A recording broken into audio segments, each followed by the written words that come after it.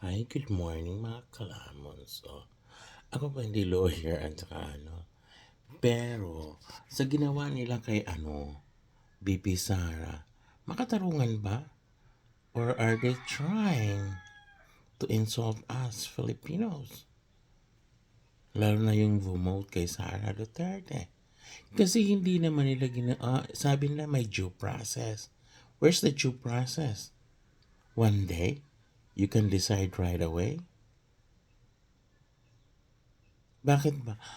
Magkano ba ang bawat pirma noon sa mga kongresista? Ano na ba nangyayari? Akala ko mga lawmakers kayo.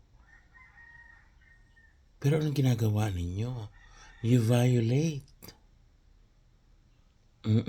So you make your own laws. So anong dapat gawin sa inyo? Dapat kayo yung makulong. Kasi sa dami mga projects ngayon na hindi natatapos. Oo. Bakit? Yung sa amin nga almost 1 year na, ang iksig-iksig lang noon. Pero hindi pa natapos. So saan na pupunta yung pera? O mga kongresista, mag-ano na kayo. Kasi yung mga projects ninyo, pwedeng ma-question na yan ngayon. Oo, lalo na pag hindi natapos. Na-delay nang na-delay. So saan kanino babalik yan ngayon? O di yun lang yung sinasabi. Kung ano yung ginawa mo, babalik sa'yo. So yung sinasabing, basura mo, ligpit mo. Kung hindi mo naligpit yung basura mo, anong gagawin sa'yo? Parang niluwa mo na, lulunukin mo pa. O ngayon, anong gagawin nyo sa mga ngayon? Okay lang kung yung mga tao ngayon is, lang, kung bibigyan nyo ng pera, ay naku, ano ba yan? Parang yun yung, ano ba yan? May sa amin nabalitaan ko na 2,000 daw. Bawat isa, yung mga umattend sa party. 2,000 ang unuot sa party. So kung 1,000, magkano yun? Oh. So ngayon, magtinuna kayo. Kasi hindi nyo alam, yung ginawa nyo babalik sa'yo. As in, babalik sa'yo. Kasi wala kayong due process. Inano pa naman yung Pilipinas is democratic country. Saan yung nun? Ha? One day, you made a decision right away? Or, alam mo na, yung bank account ninyo, or, nandoon na yung yung totoo na yung sinabing blank check. Baka nga siguro blank check. Kasi hindi naman kayo gagawa kung walang yun Diyos ko, yung dignidad niyo, pinagpalit niyo lang sa, magkano, 150 million? Or 1 billion? Diyos ko, anong mangyayari sa inyo? Lalo na may mga bata pa. Naku, anong mangyayari na lang? So, yung mga tumatakbong pumirma, asahan nyo na.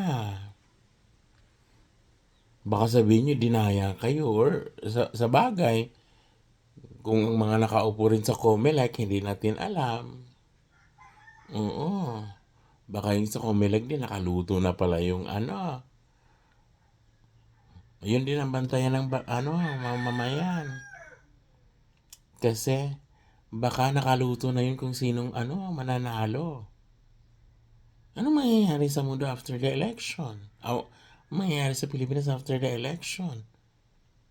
Kung natatalo yung maraming taong bumuboto. Diyos ko. Paano yan 'pag nangampanya kayo, ibubuo kayo? Oo, ibubuo talaga kayo. Parang ano, yung nangyari sa ano, Sinulog sa Cebu. Ang lakas ng buo. Oo, baka may ano na, bugok na itlog na ibabato sa inyo. Kaya magtino kayo. Yun lang ang masasabi ko. Kasi nakakaawa ang bansa. As in, nakakaawa. Niluluugmok ninyo ang Pilipinas. Hindi kayo nakakatulong. Nakakahiya na kayo. Paano pa kayo gagawa ng batas kung kayo mismo hindi marunong sumunod? So gawa lang kayo ng gawa na walang saysay? Hindi ba kayo nahihiya sa sarili ninyo?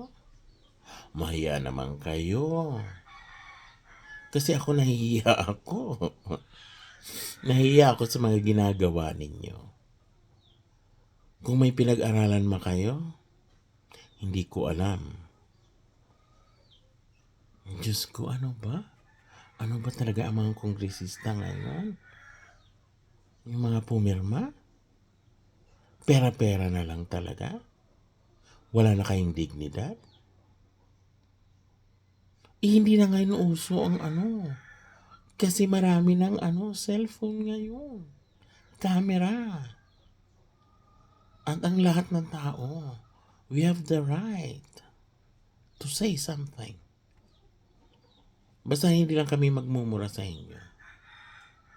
Ang na lang namin, ipagdasal namin kayo na sana